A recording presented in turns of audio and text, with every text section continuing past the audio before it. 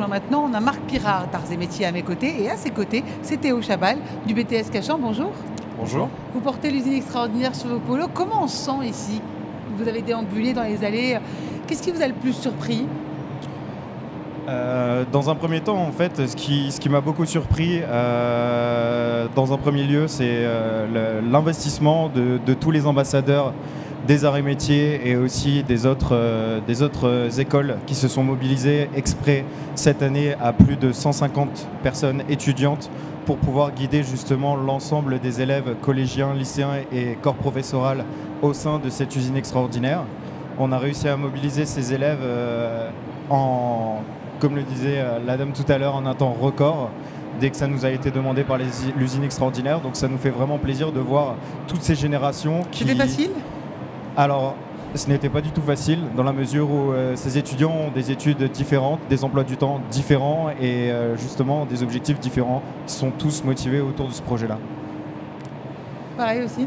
C'était pas spécialement facile, mais au final, on a eu la chance d'être placé à des postes qui nous convenaient approximativement. On a pu dévoiler notre plein potentiel et c'était assez intéressant, justement. Donc, il y a eu cette phase de 10 mois donc, qui était assez complexe. Aujourd'hui, comment on se sent? Utile. Utile. Soulagé. Soulagé. Fatigué? Aussi. Aussi, oui. Fatigué, mais c'est de la bonne fatigue, justement. Ça nous fait plaisir d'être ici. Qu'est-ce qui vous a le plus surpris? Je dirais l'engouement de toutes les filières qu'on a pu retrouver, donc les lycées, les collèges pour l'industrie. Je ne pensais pas qu'il y aurait autant de classes ou d'écoles qui viendraient, qui se sont comment on peut dire ça, bref, qui sont passées, on va dire, pour faire les visites.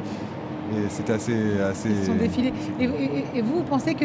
Parce que le plus surprenant, c'est ça, c'est de voir l'intérêt qu'il y a quand même des jeunes à nouveau pour l'usine, parce que jusqu'à présent, c'était quand même assez controversé. Tout à fait. Alors justement, les arts et métiers sont une école qui est vraiment concernée par cette problématique dans la mesure où nous avons des fondements très forts industriels. Donc vis-à-vis de ça, on s'est vraiment reconnu dans cet événement et on avait envie de partager cet événement avec les plus jeunes générations pour rendre l'industrie attractive. Et c'était ça vraiment le vrai challenge des élèves en général. Quel est l'élément clé pour la rendre attractive, cette usine? C'est quoi? C'est le digital? Quand on parle aux jeunes, vous êtes jeune, quel est le code pour mieux vous parler? C'est la conscience environnementale, sociale, écologique? Comment on parle à des jeunes? L'environnement, c'est quelque chose de très important.